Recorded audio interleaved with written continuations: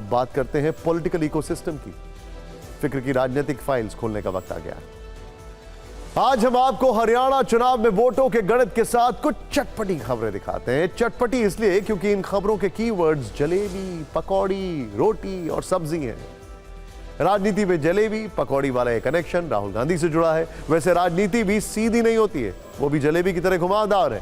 खैर, इस कहानी पर फिक्र की फाइल खोलने से पहले आज आपको चुनावी रैलियों का अपडेट दे देते हैं। आज प्रियंका गांधी ने जुलाना में विनेश फोगाट के लिए वोट मांगे, उनके साथ मंच साझा किया।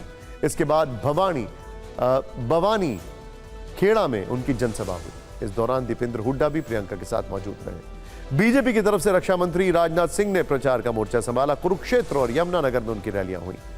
हरियाणा में नेताओं के पास प्रचार के लिए 20 घंटे से कम का वक्त है। कल शाम 5 बजे के बाद प्रचार बंद हो जाएगा, लिहाजा नेता जनता के बीच जाकर अलग अलग अंदाज में कनेक्शन जोड़ने की कोशिश कर रहे हैं। ऐसा ही एक अलग अंदाज विजय संकल्प यात्रा के दौरान कल राहुल गांधी का दिखा। आपने उनके भाषणों में संविधान, रोजगार, महंगाई और अग्निवीर की बातें सुनी होंगी, लेकिन कल सोनीपत में उनका अलग अंदाज था। गोहाना में प्रचार के मंच पर वो कांग्रेस नेताओं के साथ जलेबी खाते दिखे। हाथ में वही जलेबी का डब्बा है। वैसे गोहाना में मातूराम हलवाई की दुकान पर बनी जलेबी काफी फेमस है। इसी जलेबी का स्वाद उन्होंने जनता के सामने लिया। भाषण के दौरान भी उन्होंने जलेबी का डब्बा लोगों के सामने लहराया। जलेबी को देश और दुनिया में पहुंचाने पर अपना विजन रखा।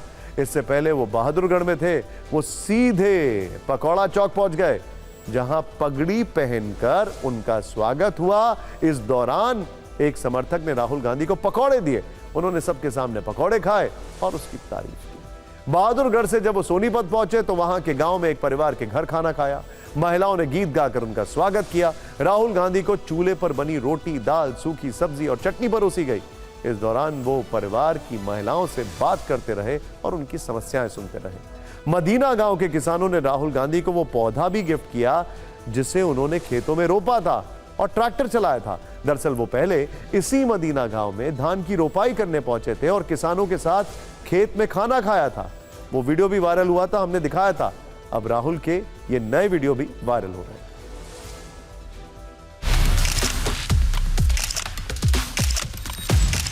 जैसे ही मैंने आज ये गाड़ी में जलेबी चखी, मैंने अपने बहन को सीधा मैसेज भेजा, आज मैंने अपनी लाइफ में सबसे अच्छी जलेबी खाई है।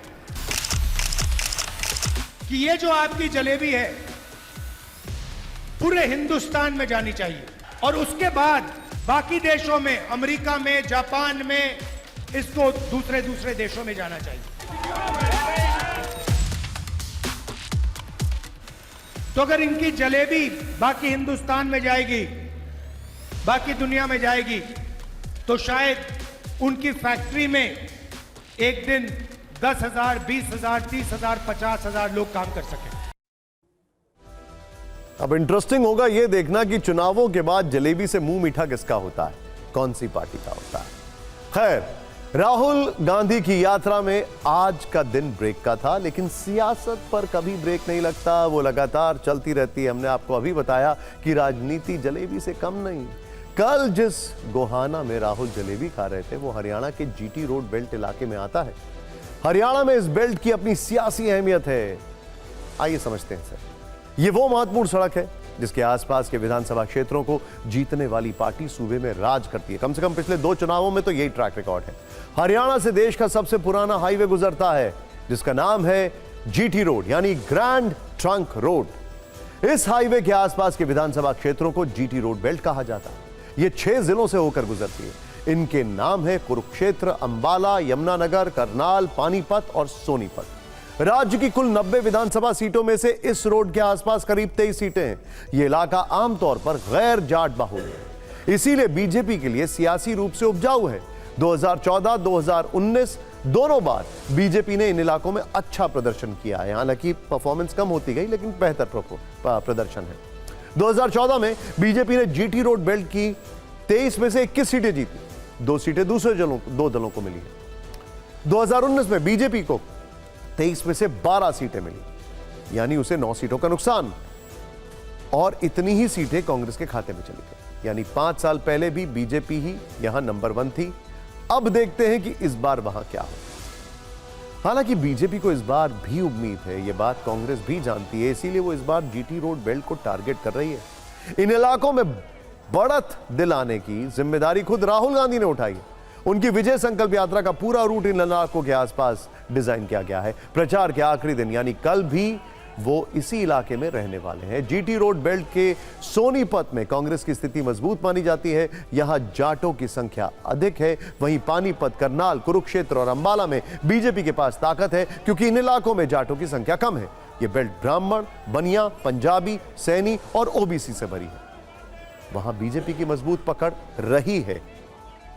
अगर इन इलाकों को जातियों के आंकड़ों से समझें तो पिछड़ी और अनुसूचित जाति 62%, जाट 18%, ब्राह्मण 11% और पंजाबी 9% हैं। यानी जाट इस इलाके में कम है, जबकि दूसरे समुदाय ज्यादा है। यही कांग्रेस की चिंता है, क्योंकि इन जातियों ने पिछले 2 बार से बीजेपी के लिए खुलकर वोटिंग की।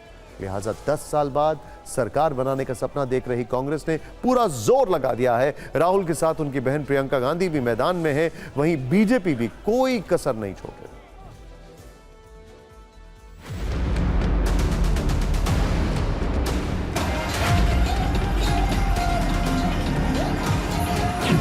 अगर मेरे भाई राहुल गांधी के साथ अन्याय नहीं होता,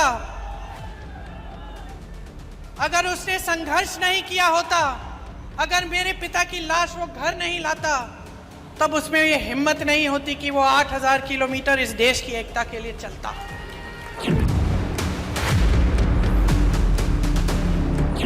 अगर विनेश के साथ अन्याय नहीं होता, तब शायद उसमें इतनी हिम्मत नहीं होती जितनी आज है।